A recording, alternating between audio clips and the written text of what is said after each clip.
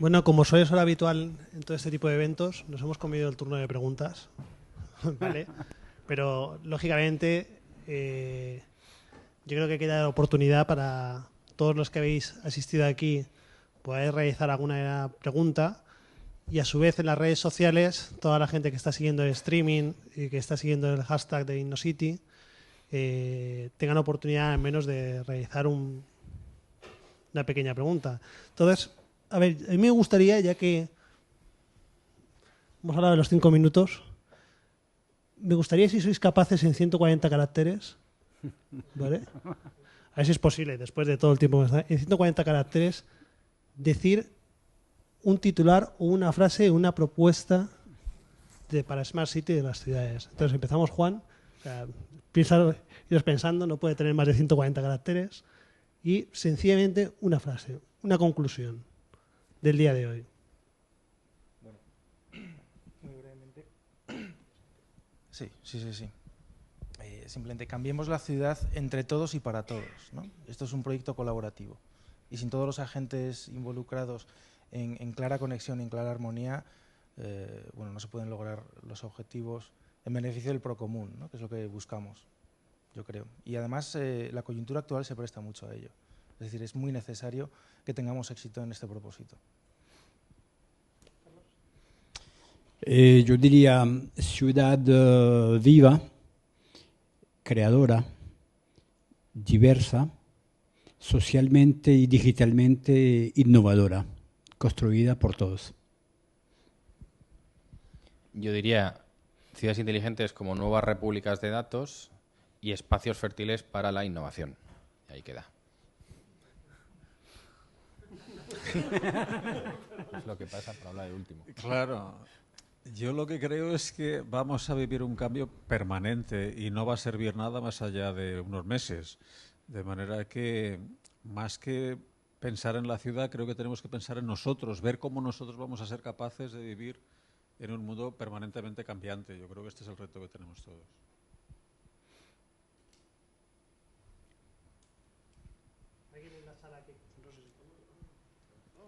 Sí.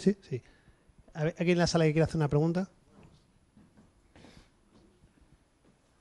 Yo quería, como dice este joven de Elche, le quería decir que hace poco he estado en Elche y nos contaron que habían tirado un palmerán y habían puesto una torre de apartamentos.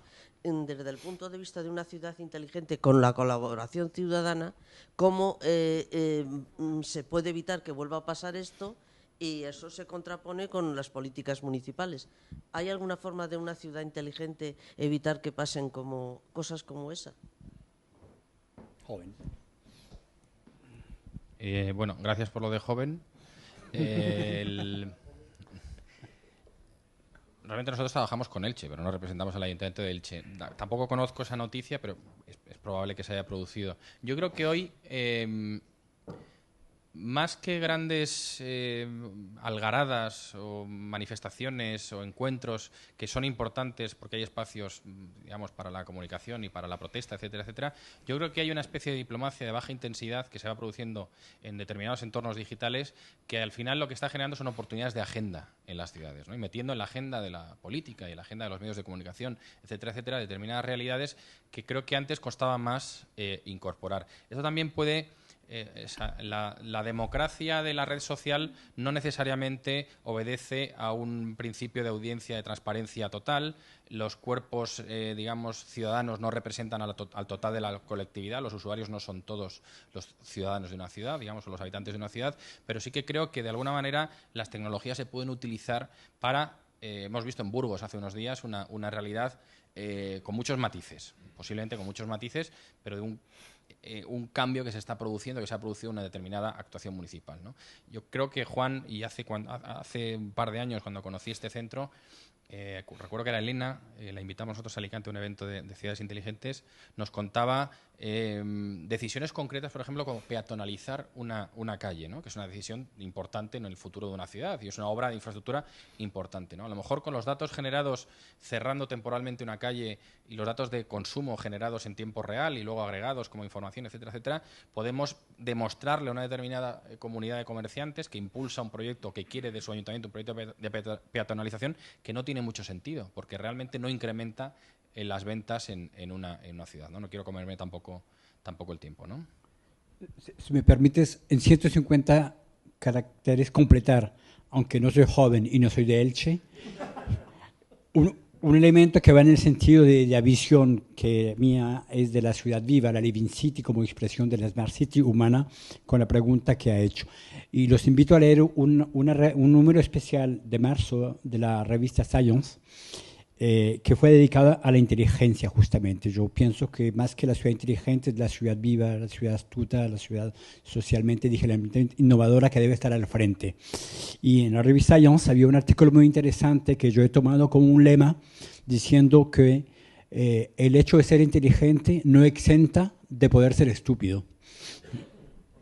Y creo que hay que aplicarse igualmente sobre esta cuestión de la política de las ciudades inteligentes, que muchas veces no implica no ser estúpido. Y, por ejemplo, hay decisiones que se toman que no corresponden a un interés de convergencia. Y en la ciudad que yo hablo de la Smart City humana, lo más fundamental es comprender su diversidad, su complejidad, las interdependencias y proponer soluciones de largo plazo y corto plazo en convergencia y en convergencia estructural para poder construir un mundo hoy distinto, pero igualmente basado en la realidad que nos entorna. Sí, es que yo creo que nos está cambiando todo, ¿no? Decíamos también, va a cambiar el modelo de la privacidad y de cómo nos vamos a relacionar con nuestra información privada y tal.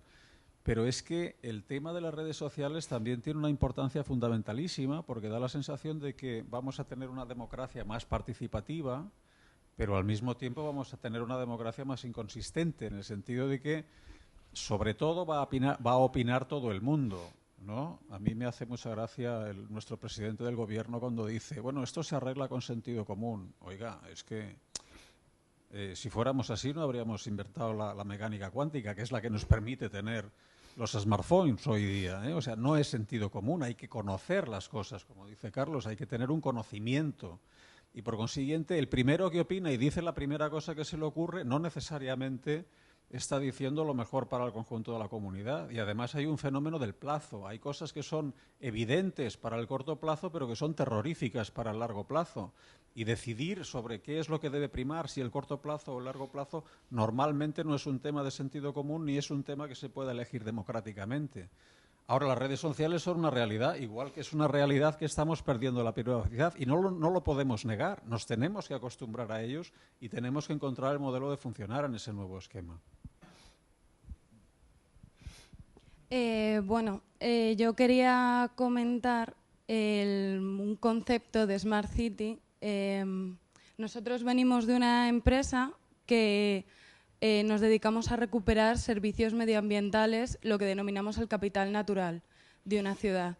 Y para nosotros, desde luego, una Smart City debe contemplar el aspecto medioambiental. Nosotros somos conscientes, me ha gustado mucho el concepto de ciudad viva, porque para nosotros es un gran reto una Smart City, porque le consideramos un sistema vivo que está regulado por una serie de procesos que en una ciudad son limitantes. Y esos procesos, a nosotros nos referimos a la gestión de todos los recursos naturales, como puede ser el agua, como puede ser la energía. Nosotros lo que hacemos es dedicarnos a estudiar cómo estos procesos están bloqueados y cómo se pueden desbloquear para proporcionar servicios a la gente que vive en las ciudades. Entonces, a mí me han encantado todas las ponencias, pero realmente si a mí me preguntaran qué debería tener una Smart City, desde luego para mí ese factor de sostenibilidad viene de la mano de una gestión adecuada y un conocimiento de los recursos de la ciudad. Y me encantaría saber qué opináis sobre este concepto medioambiental y sobre cómo las tecnologías pueden ayudar a conectar al ciudadano con el entorno. muy interesante y gracias por tu afirmación sobre este concepto de la ciudad viva, la Living City, que es un poco el área de enfoque. Quiero aprovechar esta pregunta sobre la medioambientabilidad para un concepto del que poco hablé, pero que hace parte, digamos, de los fundamentales de mi visión, que es más allá del medio ambiente y más allá de la tecnología, la noción de sostenibilidad vista en un concepto de economía circular. O sea que muchas veces la noción de medio ambiente, en español se presta al juego de palabras, ¿no? Tengo la otra mitad del medio ambiente, ¿no? Con la tecnología, y realmente no hay la mitad del ambiente por un lado y la mitad por el otro, ¿no? Es un entorno globalizante y es un entorno, en francés se dice que envelope, que envuelve, ¿no? Exactamente. Y esta noción de entorno envolvente es lo que yo he llamado en mis escritos científicos desde hace muchos años, la inteligencia ambiente. Cuando encontré a estos amigos que tenían ambiente, hablaba de este concepto. La inteligencia ambiente es esta noción de envolvimiento, de circularidad, de integración, de inclusión, y por eso yo pienso que la política de sostenibilidad, cuando se habla de tecnología, he hablado en mi ponencia un poco como un guiño, ¿no? Elefantes en ciudades de porcelana, justamente para significar que no es de un lado la ciudad y sus servicios y sus usos, y del otro lado la tecnología, y del otro lado el medio ambiente, ¿no? Y por eso esta noción de economía circular hace parte de esta visión a largo plazo, y Fernando ha hablado igualmente, en la cual nuevos paradigmas, no solamente de sociabilidad, caros a Pablo, pero igualmente de económicos e igualmente de nivel de vida y de crecimiento, pueden construirse de manera distinta. Y la economía circular no estamos hablando de la economía simplemente marginal o altermundialista o válida para los foros sociales, ¿no? Estamos hablando de una economía circular que se practica y que se puede construir. Lo que hemos hecho en Barcelona, por ejemplo, con la red de calor y frío, cuando hemos construido fábricas de incineración de desechos, desalinizar agua del mar e inyectar eso en ciudades, en edificios conectados, hace parte de este tipo de economía.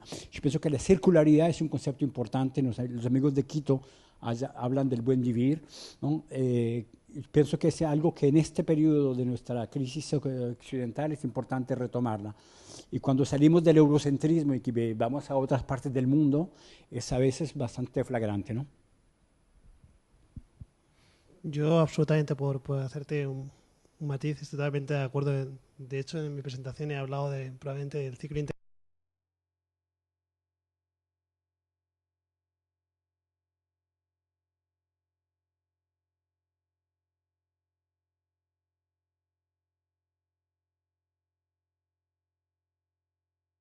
El siguiente hype.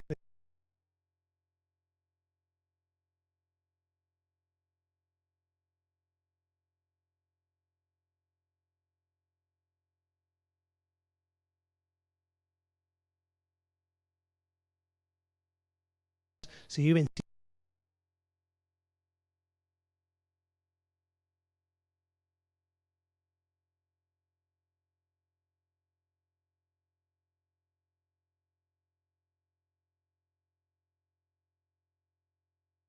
pues imagino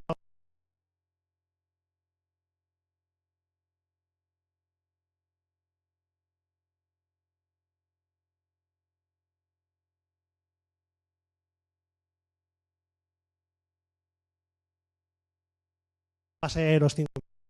A ver que tenemos que tomar medidas, tenemos que hacer inversiones, pero como ha dicho Pablo y me ha gustado también en su ponencia, pero tienen que tener un retorno. O sea, no podemos invertir sin un retorno. Aquí es la economía, estúpidos, ¿vale? Tiene que haber un retorno. Alguien tiene que ganar dinero porque si no nadie va a invertir. Más en la situación económica en la que nos encontramos, ¿vale? Entonces tiene que haber esos modelos al final de negocio y de sostenibilidad, no solo medioambiental, sino también económico. Creo que hay una pregunta por ahí detrás. Hola, buenos días. Pues gracias a todos los ponentes porque ha sido muy interesante todas las intervenciones. Y yo quería hacer una pregunta porque la semana pasada justo estuve en otro evento de Smart City y hablaron en ese caso de temas relacionados más a la energía y, por ejemplo, pues había ahí un experto que nos explicó temas de control eléctrico, que por ejemplo las nuevas redes inteligentes lo que hacen es que en lugar de tener sistemas de control centralizado, intentan distribuir este control en puntos más distribuidos en el territorio, porque así pueden controlar más rápidamente el sistema, y que decimos esa distribución tanto de control, pero puede ser también de generación, por ejemplo, de energía. Nosotros pensamos, bueno, soy arquitecto, entonces siempre estamos pensando a la generación de energía, por ejemplo, que puede venir por un panel que instalamos cada uno en nuestra casa, y ya tenemos una distribución que es compartida, una red, y esa red inteligente, cómo se puede gestionar, cómo pueden ir los flujos. Y él hacía una cosa que era principal, ¿no? Cuando hablamos de esos silos, dice, sí, pero ¿quién controla y quién es el responsable? Porque yo, por ejemplo, podría hacer funcionar muy bien mi sistema de control haciéndolo pasar por una red móviles, pero claro, que yo soy gestor de una red eléctrica y no controlo la red de móviles. Y cuando hay un fallo, ¿quién se asume la responsabilidad de que igual la red móvil no ha pasado bien el mensaje? Entonces, ahí me surgió una duda, que era, en todo ese mundo que hemos ido conceptualmente privatizando y llevando toda una serie de gestiones que eran de la administración pública a gestores privados, y ahora cada uno no quiere hablar del otro, sino que cada uno quiere gestionar solo el suyo. ¿Cómo puede vivir la Smart City? O sea, ¿cómo se va a reconstituir una integración de todos esos agentes? Además que son todos agentes económicos y que tienen, sí, el bienestar de la población, pero en primer lugar el bienestar de su empresa y la sostenibilidad de su empresa. ¿Cómo pueden crear o pueden reconstituir una comunicación? Bueno, es una demanda un poco complicada, ¿no? Igual un poco complicada como pregunta.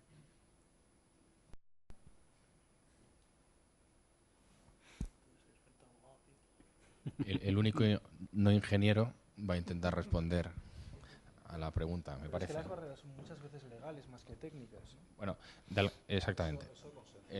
El enfoque, yo creo que partimos de una realidad. O sea, uno no se explica hoy cómo no puede autogenerar energía en su casa y autoabastecerse, digamos, en una pregunta macro, en una pregunta en un nivel muy alto. Posiblemente tú hablas luego con los propietarios de las redes de distribución y te dicen que quién sostendría ese sistema de distribución si no se contribuyese entre todos las personas que se benefician de la electricidad, etcétera, etcétera. Pero parece contraintuitivo que, existiendo la tecnología, uno no pueda hoy autoabastecerse, en la medida que fuese, de energía en su casa a través de dispositivos, ¿no? Esto, desde luego, es una barrera legal posiblemente razonada, meditada, o una inercia, pero es una realidad, ¿no? Yo creo que eso está ahí. Desde luego, antes decía que la ley va por detrás, ¿no? Hay todo un concepto que parte de Rifkin, ¿no?, que habla de la autosuficiencia, de la vivienda, del edificio, de la manzana, del barrio y así, pues hasta la eternidad, que impulsa un poco esta idea, ¿no? Yo creo que ahí, y enlazo brevemente con la pregunta que se ha hecho hace un momento, creo que también es la postura del usuario ciudadano la que tiene también bastante sentido, ¿no? Posiblemente la manera más sencilla de recompensar a un ciudadano es que pague menos por un servicio. Posiblemente el conocimiento de esa oportunidad venga de la información que yo disponga en ese tiempo real o cuando me liquiden la factura sobre determinadas actitudes propias dentro de mi hogar, por ejemplo, que puedan haber determinado un determinado nivel de consumo, ¿no? Pero elevemos al edificio. Yo creo que hoy deberíamos ya desde los que trabajamos, digamos, en los entornos de los ayuntamientos, impulsar determinadas visiones que tienen que ver con recompensas al edificio, a la manzana, etcétera, etcétera. Si una manzana se comporta de manera más sostenible, en igualdad de términos, digamos, ponderando la tecnología disponible en cada manzana, de manera más sostenible que otra, a lo mejor podemos empezar a incorporar sistemas de tributación dinámica en el impuesto de bienes inmuebles. Si yo soy una persona que reciclo mucho más que Antonio, por ejemplo, por decir alguien, Y además es una actitud que me creo, pero a lo mejor mi ayuntamiento podría empezar a recompensarme por esto. ¿Cómo lo mido? Pues no sé si el smartphone y un sensor en el contenedor que me identifique cada vez que vierto reciclables en un contenedor es una medida. Desde luego, podíamos empezar, y ya se está en algunos lugares haciendo, a hablar de esas tributaciones dinámicas adaptadas a la realidad que también hace y el uso que cada uno hace de determinados servicios y determinados recursos para, digamos, recompensar, incluso con juegos, etcétera, etcétera, en dinámicas de juegos, estas realidades. No he respondido a nada de lo que habéis preguntado, pero ha quedado bien. Sí. Es que me ha parecido que tú planteabas un tema, además de que planteabas un tema de coordinación entre los distintos servicios. Y quizás aquí no se me ha entendido bien. Yo lo que he dicho, o lo que he querido decir, mejor dicho, es que hasta ahora cada especialista en un servicio se ocupaba de su servicio, pero no es por una, digamos, voluntad o una tendencia natural, sino porque es que la tecnología no permitía otra cosa. Incluso dentro de un mismo servicio, hasta ahora, por el desarrollo tecnológico, era prácticamente imposible conectar el sistema comercial con el sistema técnico, de manera que los clientes iban por un lado y la facturación iba por un lado y las reparaciones y los mantenimientos iban por otro. Esto ya se ha mejorado bastante. Entonces, lo que permitirá la Smart City, la plataforma urbana que decíamos antes, es poner en comunicación mucho más fácil y mucho más eficientemente la información entre unos servicios y otros. Pero no es que se tenga que volver a eso porque los anteriores prestadores no quisieran, es que antes era imposible. Esta es una posibilidad que se abre ahora. Sí, hola, buenas tardes ya. Mi nombre es Francisco Morcillo. En primer lugar, felicitar a Ambiente y al Centro de Innovación de BBVA y a todos los ponentes pues, por esta magnífica jornada de mañana. Se ha hablado de una cuestión, creo que ha sido Pablo, pero bueno, lo dejo un poco a criterio de todos, de una tendencia que evidentemente se está hablando ya, que es el concepto de colaboración público-privada. Yo creo que en paralelo, y creo que a mí me gustaría que se hablara también de colaboración público-ciudadana, en el sentido de que no solamente se hable del concepto arcaico de la colaboración público-privada, como bien la conocemos en la ley de contratos, y que esté ligado a una cofinanciación o una aportación económica por parte de la actividad privada, porque pienso que es necesario, y sobre todo ahí ya circunscribo a uno de los temas que se tratan hoy aquí, que es el tema de los datos. Yo creo que la colaboración público-ciudadana, poner al servicio ciudadano los datos y generar sin inversión previa una minería de información y una minería de modelo o actividad económica futura transformada, quién sabe, en emprendimiento y empresa, podría ser también una de las soluciones para dar un poco de criterio, de concepto y de viabilidad este concepto tecnológico que hoy en día empiezan a ser las ciudades y que empiezan a hacer las Smart Cities. Por lo tanto, no sé cuál es vuestra opinión y sobre todo ¿cómo veis las dificultades que estamos teniendo o que se está teniendo en el mundo del emprendimiento para generar que estos datos se transformen en realidad en la sociedad? Sí, gracias por la pregunta. Está absolutamente alineada con nuestra visión, ¿no? Allá por 2011 nosotros comenzábamos las presentaciones dibujando una plataforma ideal de datos compartidos que en aquel momento se representaba como única, pero bueno, era una metáfora. Independientemente de si los datos están en un repositorio o en N repositorios, lo importante es que estén a disponibilidad de la gente que quiera estructurar servicios sobre ellos. Y es verdad que vivimos en un escenario cambiante y que esto nos crea incertidumbres y desasosiego, porque la naturaleza humana es así, ¿no? Vive confortablemente en el continuismo. Sin embargo, estos cambios encierran muchísimas oportunidades y ya lo señalaba Fernando. Hoy en día la tecnología, y no soy en absoluto partidario de un discurso tecnocéntrico, para nada, pero la tecnología nos abre muchas puertas a la sociedad y bueno, nosotros tratamos de contribuir con nuestro granito de arena, que es la apertura de datos de actividad socioeconómica, ¿no? Y esperamos crear tendencia y esperamos que otras grandes empresas aporten, contribuyan abriendo sus propios datos y que esto esté a disposición de la sociedad, de los desarrolladores, para estructurar nuevas soluciones de información, soluciones de toma de decisiones, soluciones de aprovechamiento óptimo de los recursos, tanto medioambientales como económicos. Quisiera intervenir como extranjero con respecto al territorio español. aportando dos elementos de la visión internacional. Uno de mi país, hablo de Francia, y un segundo en América. Si vais al portal, se dice, francés, opendata.gouv, van a observar un cambio muy importante que se ha producido en ese portal en los últimos meses. Y quería aportar este elemento porque pienso que más allá de los datos, lo que me parece esencial es el paradigma cultural que va con la República de los Datos, el término veneciano del que habla Pablo, me encanta siempre escucharlo, porque es esta noción de república, pero en el sentido veneciano, o sea, con su entorno colaborativo, con su entorno social, con su vía de usuario.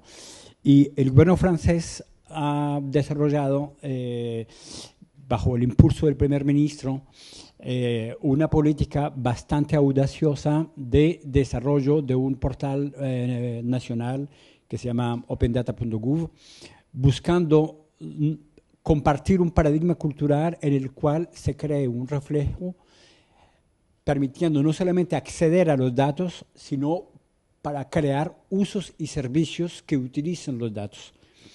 El hecho de que los datos estén abiertos, el hecho de que una cierta privacidad y esto esté de por medio, finalmente se convierte en una capacidad de desarrollo, de emprendimiento, de vida económica, de capacidad de crear usos y servicios, si hay una capacidad de inteligencia cultural, dándole una especie de mapping extraterritorial a los servicios que pueden apoyarse sobre ese tipo de informaciones.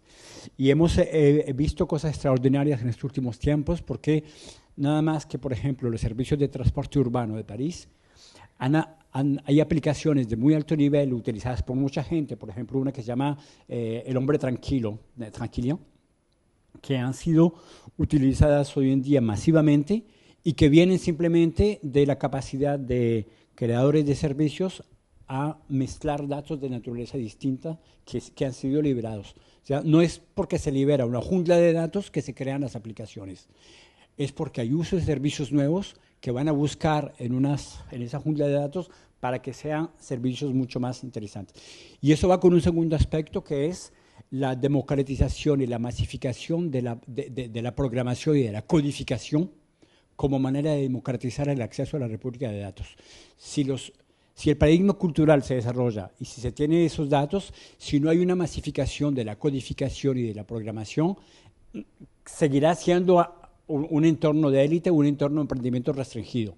Es por la masificación del código, Code for All, la capacidad que todo el mundo programe, que los chicos aprendan a codificar a los 10 años, que se llevará a un entorno distinto en el cual esa masificación tendrá a su vez un fenómeno social. La iniciativa, y era el segundo punto que tomó el presidente Barack Obama en Estados Unidos, que tuve la ocasión de vivir yendo a Boston a cierta serie de encuentros con lo que se llama el Code of America, que es la iniciativa que ha permitido, con el Code of America, abrir no solamente los datos, sino abrir las aplicaciones e incitar las aplicaciones y decir que en ciertos mercados de servicio público tiene que haber un porcentaje de aplicaciones realizadas a partir de la abertura de los datos y de la masificación del código a través de startups y esto. Y pienso que esos son dos fenómenos: paradigma cultural, no solamente liberar los datos, sino crear usos y servicios aplicativos, y la masificación del código como instrumento de concretización de un nuevo entorno cultural.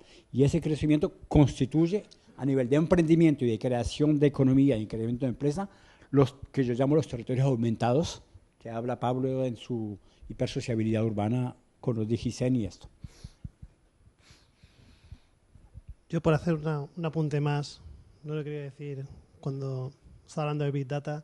Yo creo que el paradigma actualmente se trata de pasar de la gran república de datos que nos encontramos con Pablo y que nos dice Open Data, fuentes abiertas, web scraping, un montón de conceptos, pasar del dato a la información, ¿vale? Hay muchos datos, pero ¿cuáles son útiles? Tenemos que extraerlos y sacar esa información. Pero además esa información hay que transformarla en algo útil, ¿vale? Porque bien, saco una información y como dice Carlos, alguien tiene que saber programarla, ¿vale? Para que sea útil al ciudadano. Y útil al ciudadano y útil a la ciudad, como el concepto de que he hablado, útil, que mejore nuestra calidad de vida y que nos permita que a las generaciones futuras tener un medio ambiente y tener algo donde vivir, ¿vale? Porque se nos acaban los recursos, cada vez vivimos más masificados y o cambiamos esta forma de actuar, ¿vale? O vamos a tener un problema bastante serio en poco tiempo.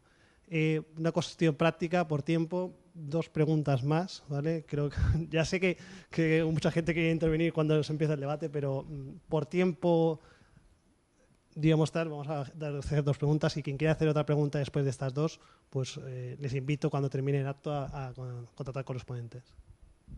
Buenas tardes, soy Llorenç Pagès, director de la revista Novática. Me encanta la idea de la innovación abierta y de los repositorios de datos. Sin embargo, voy a poner un pero, a ver qué opináis. Y es que me da un cierto recelo el que podamos tener datos sesgados y llegar a conclusiones sesgadas, debido a que no todos los datos son digitalizables. Por ejemplo, BBVA está poniendo a disposición de desarrolladores sus Big Data sobre transacciones bancarias. Entonces, si queremos llegar a conclusiones sobre actividad comercial a partir de eso, estamos ignorando todos los pagos que no sean sin tarjeta y todos los comercios que no lo permiten. Entonces, mi cuestión va en 2 puntos. Si es, por una parte, una pregunta técnica, si esos repositorios se ha planteado el que tengan también una información sobre relevancia estadística para sacar determinadas conclusiones sobre esos Big Data. Y, en segundo lugar, pues hasta qué punto veis vosotros ese peligro de que la comodidad de que hay determinados datos que son mucho más fácilmente obtenibles de forma digital puedan llevarnos a que nos hagan sacar conclusiones que sean erróneas por ignorar aquello que no es digital. Por alusiones, gracias. Evidentemente tenemos un equipo completo de personas, científicos de datos, trabajando en el rigor, en la robustez estadística. Y tan solo una muestra, es verdad que son datos parciales, que perdemos cierta visión sobre el uso del efectivo, pero el análisis del turismo en Madrid se llevó a cabo viendo la actividad de 500.000 personas. Cuando se lanzan resultados de estimación de voto en base a 3.000 personas que han sido preguntadas sobre su intención de voto, yo entiendo que el nivel de incertidumbre es muchísimo mayor y nunca puedes llegar al 100% de certidumbre en una predicción, pero la cuestión del volumen, es decir, la diferencia cuantitativa, estamos cambiando de escala. Ya no trabajamos con muestras parciales, trabajamos con el universo completo. Yo creo que da mucha robustez a las conclusiones. En todo caso, efectivamente, hay sesgos y hay que trabajar en depurar estos sesgos. Gracias. En 140 caracteres, voy a completar algo que me parece muy interesante, la pregunta que ha hecho, y me permite de un tema que no podía abordar hoy, que me parece igualmente importante de esto. Hablas de los datos que no son digitales. Yo quiero hablar algo que va más allá. Le digo muchas veces a Pablo, ¿no? A veces encuentra gente que tiene un mar de conocimientos de 1 centímetro de profundidad. Y esto es algo que puede ocurrir con los datos. Podemos tener un mar de datos, que es el tema que hablabas tú, pero igualmente tenemos que ponerle mucho cuidado, se dice, a la profundidad del conocimiento. Y pienso que hay varias dimensiones, ¿no? La dimensión de los datos, la dimensión de la información, la dimensión del conocimiento. Y esta dimensión del conocimiento es transversa. Ella va en el mundo digital y va, como lo he dicho, en el mundo igualmente real. Y este concepto de hibridación que he hablado entre el mundo real y el mundo virtual, yo lo ligo a algo que me parece fundamental, que es la ontología, ¿no? El conocimiento, o sea, tener una visión ontológica de los entornos en los que vivimos, porque solamente las ontologías nos permiten describir el mundo en el que estamos y el mundo a donde vamos. Y cuando esas ontologías se transforman en bases de conocimiento y se transforma en capacidad de inferencia, podemos buscar las informaciones indispensables y necesarias para crear usos y servicios tanto en el mundo digital como en el mundo real. Y es un poco el proceso de apropiación de la sociabilidad de los objetos conectados en este mundo del XXI siglo. Y cuando hablaba concretamente de París, de las cámaras, cuando hablaba de los autos compartidos, es lo que hemos vivido, porque para construir un nuevo servicio de autos compartidos que se hace en París, o de videoprotección y de esto, tenemos informaciones digitalizadas y muchísimas no digitalizadas. El comportamiento del operador, por ejemplo, es algo que no es digitalizado, es algo del comportamiento psicológico social y tiene tanta importancia como la información digitalizada en la cámara, porque tenemos 10.000 cámaras y no podemos tener delante un usuario que esté mirando las 10.000 cámaras, por lo tanto hay que extraer información cuya esencia es la sociabilidad comportamental del operador que hemos formado para que justamente tenga esa capacidad de interacción y de inferencia entre lo que le ofrece como extracción de información el mundo digital para cruzarlo con la capacidad de conocimiento ontológica que permite decir, en este caso es un sospechoso que está cogiendo a este señor y en el otro es un amigo que le esté diciendo, hola, ¿qué tal, chico Pablo? Entonces, esa capacidad ontológica es esencial en el mundo de hoy, digital.